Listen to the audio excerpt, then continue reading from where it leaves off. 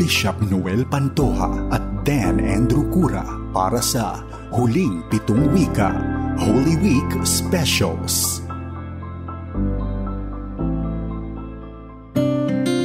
Nagpapatuloy po ang ating Holy Week Special kung saan nakatutok po ang mga himpilan ng Far East Broadcasting Company Philippines. Ako po ang inyong kaibigan, si Dan Andrew Cura. At Bishop Noel Pantoja. Kaagapay, abay nagsimula po ang ating pagsasahimpapawid kaninang alas 7 ng umaga at napakinggan na po natin ang mensahe ni Pastor Dave De Guzman ng Hardin ng Panalangin at Pastor Roman Guevara ng Rise Up Ministry Global. Iba't ibang mga epekto po ng pandemya maging sa ating broadcast production ang ating nararanasan. Pero salamat po dahil nariyan po ang teknolohiya na nagpapatuloy po na nagbibigay lakas para tayo po ay mabigyan ng inspirasyon na nagmumula kay Hesukristo dahil araw-araw po tayong nakapag-deliver ng ating broadcast sa mga himpilan ng FEBC. At ito nga po ang ating huling pitong wika, Holy Week Special ng ating mga himpilan. Magandang araw po muli sa iyo, kaibigan.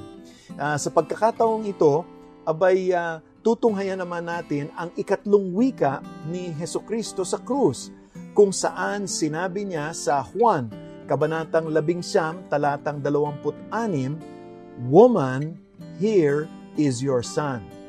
Sa eksenang ito, mararamdaman natin ang paghihirap di lamang ng Panginoong Hesukristo, kung hindi maging ang kanyang pinakamamahal na inang, si Maria. Sinong ina ang magnanais na ang kanyang anak na dumanas ng hirap? Madalas na naririnig sa labi ng mga nanay kapag may sakit ang kanilang mga mahal na anak ay ang pag-ako sa sakit at paghihirap. Torture, lalong-lalo na sa isang ina na makita ang anak na nagdurusa. Gaano man kalaki ang kasalanan ng anak, hindi nawawala ang pag-ibig ng isang ina. Lalo na kung ang iyong anak ni minsan ay hindi ka nakaranas ng sakit ng ulo mula sa kanya. Nako, totoo po yun, Bishop Noel. Ang pag-ibig na ito ay isang pagsilip sa ating Diyos kung gaano kalawak ang kanyang pagtingin sa atin. Kung ang limitadong tao ay kayang umibig, paano pa kaya ang Diyos?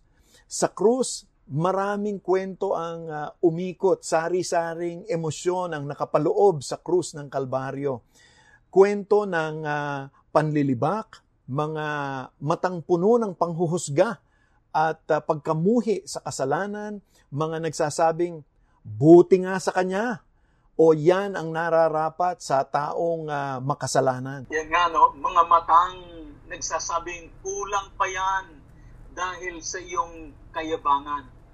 Mayroon namang mga pusong punong-puno ng habag, lalo na sa mga naging kaibigan at mga tagasunod ng ating Panginoong Hesukristo. Mga pusong puno ng concern sa kinasadlakan ng kanilang kaibigan. May mga pusong humahanga sa kababaang loob ni Kristo sa kabila ng mga tinamong parusa ay hindi umalma o hindi naging violente. Ito ang ilan lamang sa mga emosyon ng mga taong nakakita sa kalagayan ni Hesukristo noong mga panahong iyon. Kaya nga sa pagkakataong ito, abay tunghayan po natin naman ang mensahe ng ikatlong wika. Kasama po natin dito ang ating butihing Pastor Joey Umali ng programang Karunungang Buhay.